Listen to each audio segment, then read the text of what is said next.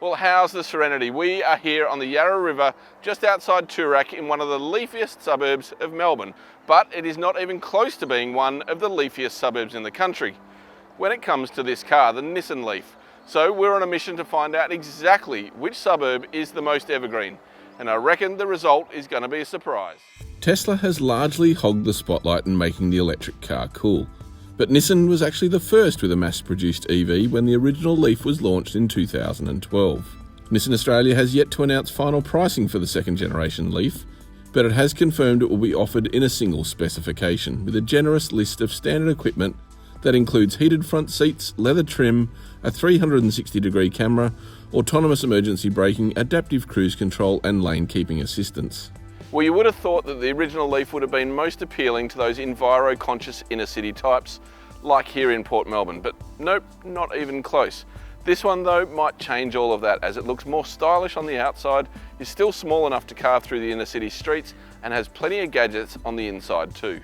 The Leaf is the first Nissan to feature smartphone mirroring for Apple and Android devices within its 8-inch colour touchscreen, which also comes standard with sat-nav, Bluetooth connectivity and digital radio. There's also a part digital instrument cluster, USB and 12-volt power outlets, and a Bose sound generator that mimics the engine noise. Well, it's not the flashiest cabin you can get for 50 grand, with the same sort of switchgear you'd find in a regular city car. And it doesn't have that much more space than a regular small hatchback either, as it's based on a conventional car platform with an engine up the front and a battery down the back, whereas other electric cars like Tesla have a skateboard type platform where all the batteries are in the floor for greater versatility.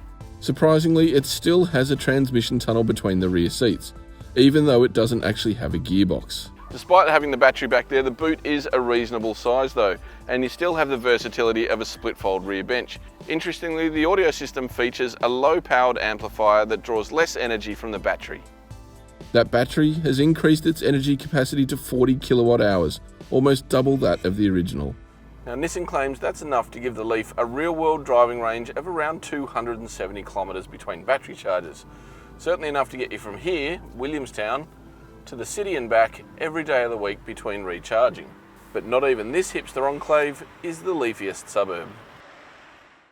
Well, it's not a quick process if you're just using a household plug, around 24 hours to recharge its battery. But if you do choose an optional wall box, a high voltage system, that reduces that time to about 8 hours. If you're out on the street or at your local dealership using one of these public charging stations, it can take less than an hour to fully recharge the battery, and it's a pretty simple process in any case. Pop its little bonnet, lift the lid, you leave it for an hour. When you come back, you've got a full battery and you're off again.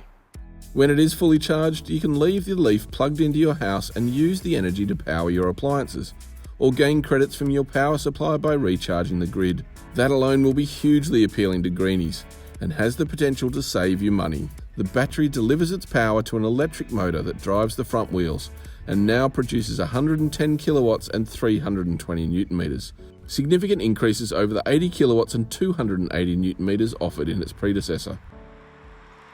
So how does all of that translate into the real world?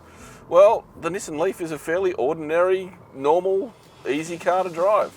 You simply shift this quirky little lever here into D, press the accelerator, and off you go. Sure, it's silent and there's actually a pretty decent amount of grunt under your foot, but for the rest of it, you could live with this thing every day. You certainly don't have to change your driving style, your habits, all of those things are exactly the same as a normal car. So really no compromises. That engine is actually really kind of sweet because, as I said, you get this serenity of silence just cruising around town, but this thing will do 0 to 100 kilometers an hour in just under 8 seconds, which is kind of on par with a warm hatch.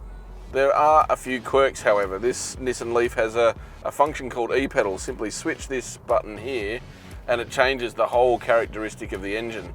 It basically brings in maximum regenerative braking, so you only need one pedal. You could accelerate and then lift off the accelerator and it simply decelerates pretty solidly, like you're actually putting on the brakes. You do need to use that second pedal to bring it to the final halt or in emergency situations, but otherwise you could just drive this thing with one pedal. Interesting. The rest of the package, well, it does feel like a really conventional, relatively cheap small car. The suspension is quite firm around town. The steering is light. It's not terribly engaging, but it's certainly not offensive in any way. Easy to live with, great commuter car for in the city.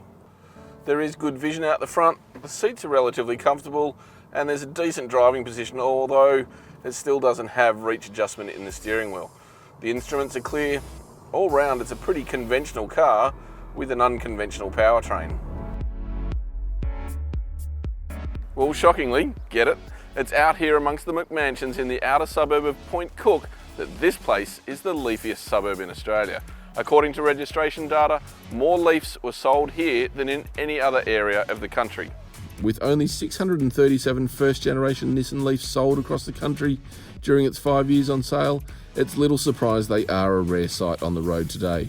The new one, however, is convincing enough to change that, and it could assist in powering their 65-inch 4K TVs, double-door fridges, ducted air conditioning and heated swimming pools in the future.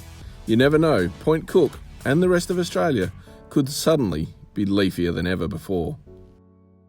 So, is the Leaf convincing enough to spark your interest in electric cars? Well, leave a comment below and let us know. And don't forget to subscribe to our YouTube channel for more video reviews.